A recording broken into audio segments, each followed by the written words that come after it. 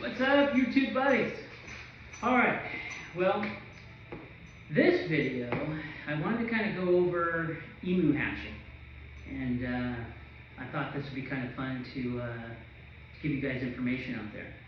Alright, so with that, a little bit about me. I used to teach a poultry class at a charter school, and we try to hatch these things every year. So I've used the more modern, what they call GQF industrial incubators, and I've also used the cheap, $100 styrofoam incubators. So the cool part is this year I really wanted to have fun, and I wanted to try just using a marketplace $50 styrofoam incubator that has the hard plastic around it. And what I wanted to try this time was a little experiment.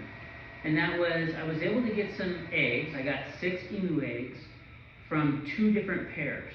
Okay, and so what I wanted to experiment with was, one, I wanted to use a cheap styrofoam incubator, and I only wanted to turn the eggs twice a day.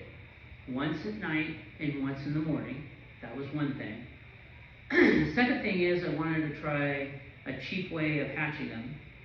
And third, I thought it would be fun to try to see if the first year that your pair lays eggs, are they fertile eggs and will they hatch healthy? So that was kind of the experiment that I did in this hatch. And what I discovered out of what we had 6 eggs, 2 different pairs, and we had 1 hatch from a seasoned pair, and we had 1 hatch from a young pair, first year laying pair. And what I've discovered, or at least so far, I'm going to do 1 more hatch hopefully and see, or 1 more round. But what I've discovered is the young pairs don't have a good hatch rate. So you definitely want, in my opinion, what I've discovered so far, is that a seasoned pair, I think, will have a better hatch rate than a 1-year beginner pair. Now, with that being said, kind of over what we did. So here is a calendar, and so what we did is we started, I labeled the eggs. We started on January 4th is when we set the eggs in the incubator, and we averaged about 97 to 98 degrees and about 25 to 30% humidity. Now, here's one thing I've learned also is in this chart that I made is that the styrofoam incubator, actually we had the best of keeping the humidity pretty much equal and the temperature. Now in the GQF, I found that it was really hard to get that thing to stabilize where you wanted it. Now with emu eggs or rat type eggs in general, they have a lower humidity than say chicken eggs and poultry. So in the humidity world when you use incubators. Now the other experiment in this whole thing too was fun, was that we also went and bought a single egg at another place, and that one definitely was not fertile. It actually started leaking like 3 days in, so that was definitely a dud egg. Out of the rest of these eggs, what I also discovered was that the seasoned pair that hatched, that was one healthy chick. Like that thing busted out of that thing, and it was determined. Although it took about 7 hours or so for it to hatch completely out of the egg on its own. The second one that hatched from the first year pair, that emu actually was smaller than, it had plenty of room in the egg. So inside the eggshell, the emu itself was really small. So it had a hard time hatching out because it had all that extra room. So anyways, that was just kind of a fun little thing that we just experimenting with and trying to see, is there a difference between the two.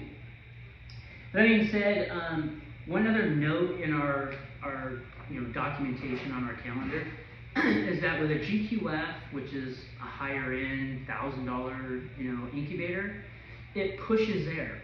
So it has a big fan in the back and it pushes air constantly through the incubator itself. With the styrofoam incubator, it's not that way. With a styrofoam incubator, it's just completely no fan in there. It's just a heater element, and the clean or fresh oxygen that it gets is when you actually lift the lid up to turn the eggs. But I tell you what, out of 6 eggs, only the 2 that hatched were fertile, and the other ones were not fertile at all. So our hatch rate, technically, if you want to be, I guess, somewhat technical, there was 100% hatch rate, right? Because there was only 2 that were fertile out of the 6 eggs. But that's kind of what we put together so far. So here's, just to give you kind of a look at how we kept track of everything. And here is February, so here's February's. So kind of give you an idea of how we tracked it.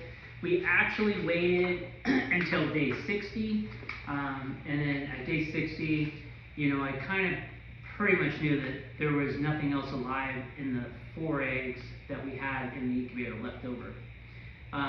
And what was kind of interesting about that was that when we turned it off and we took the eggs out, if you take the egg gently, because it's probably pretty stinky, if you take the egg and you shake it a little bit, the yolk will finally break loose and you'll hear it in there that there's nothing in there. What to do with the eggs? Well, what I've done is drill a hole in the top of the egg, blow it out, meaning get the yolk out that's in there, clean it out, and they're great for show and tell. People, are curious about emus or ostriches, and so that's pretty much what we've done so far. Day 51 is actual hatch rate, so that's when they're supposed to hatch. And the two emu babies that we hatched did hatch both on the 51st day. So they both hatched on day 51, so they hatched on time. With that, behind me is my YouTube channel. Check it out. Again, we're just going back into emus again, so we got a young pair now, and so we're hoping that we can get back into emu business. All right, with that, guys, thanks for hanging out, and hopefully that answered some questions. And we are going to do, hopefully, one more attempt at this again with the same person that I got the original eggs from, just to compare one more time to see, is there a difference between an expensive incubator and a cheap one? Is there a difference between turning the eggs automatic or hand? And also, is there really a difference in your new pair that just started laying eggs or a seasoned pair?